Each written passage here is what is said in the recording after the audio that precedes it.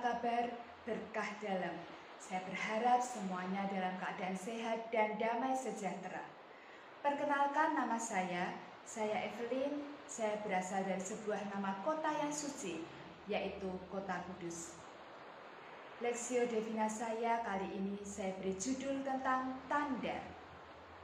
Ketika saya masih SMA, saya mempunyai guru bahasa Inggris yang mempunyai kebiasaan ketika habis membahas suatu bab, dia akan menanyakan, "Ada yang mau bertanya? Apakah penjelasan saya sudah jelas?"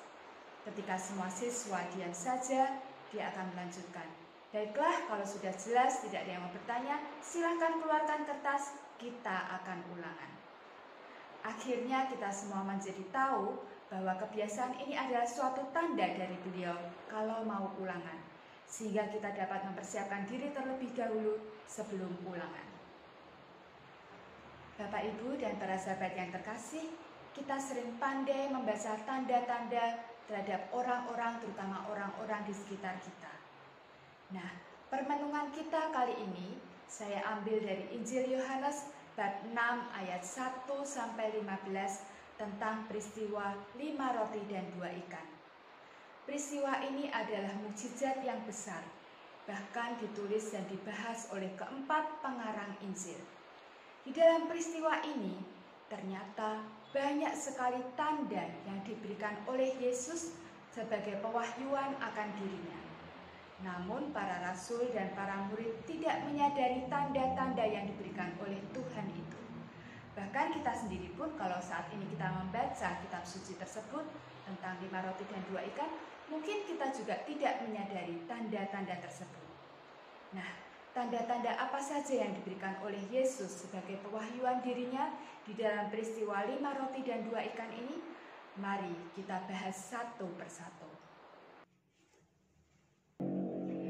Tanda yang pertama, Yesuslah yang mempunyai inisiatif untuk memberi makan 5.000 orang tanpa melibatkan murid-muridnya. Ketika dia mengambil roti, mengucap syukur, dia membagi-bagikan kepada semua orang. Roti adalah makanan yang memberi kehidupan. Yesus menyatakan diri sebagai roti hidup, sebagai santapan bagi kehidupan melalui sabda dan terutama adalah ajaran cinta kasih-Nya. Yesus membagikan kepada orang banyak sampai mereka kenyang. Artinya Tuhan memberikan kasih-Nya untuk kita agar kita hidup berlimpah bukan dengan kekayaan lahiriah tetapi berlimpah dengan kekayaan rohani yang membawa kita kepada kehidupan kekal. Roti bisa juga diartikan sebagai makanan, di mana Yesus pernah mengatakan, "Makananku ialah melakukan kehendak Tuhan." Dengan menerima Yesus sebagai santapan, kita dikuatkan untuk mampu melakukan kehendak Tuhan. Tanda yang kedua, Yesus menyuruh murid-muridnya memerintahkan orang-orang untuk duduk di padang rumput. Kita mengenal Mazmur 23 yang mengatakan, "Tuhan adalah gembalaku, takkan kekurangan aku. Ia membaringkan dagu di padang yang berumput hijau." Duduk di padang rumput artinya pewahyuan bahwa Tuhan adalah gembala yang baik. Tanda yang ketiga, setelah Yesus menyatakan diri sebagai roti hidup, Ia menyuruh murid-muridnya untuk mengumpulkan sisa-sisa makanan supaya tidak terbuang percuma dan binasa. Artinya Tuhan mengutus kita untuk mewartakan kasih-Nya terus-menerus supaya tidak hilang, tidak binasa, tidak percuma sampai dengan saat ini, bahkan juga mungkin sampai saat yang akan datang. Kita diutus untuk mewartakan kasih Tuhan lewat perbuatan, lewat kasih, lewat perkataan, maupun juga kepedulian kita terhadap sesama.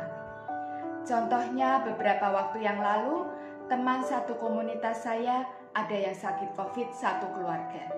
Dan kita teman-temannya mempunyai inisiatif untuk mau menolong secara bergantian menyediakan bahan makanan terhadap keluarga tersebut supaya tetap tercukupi kebutuhannya sampai keluarga tersebut sembuh. Seperti quote Santo Antonius yang mengatakan, ketika sebuah kristal disentuh atau diterpa oleh matahari, ia akan mengeluarkan kilaunya yang cemerlang. Demikian juga seorang beriman yang disentuh oleh rahmat Allah, hendaklah ia juga bisa bersinar melalui kata-kata yang diucapkan dan perbuatan yang baik.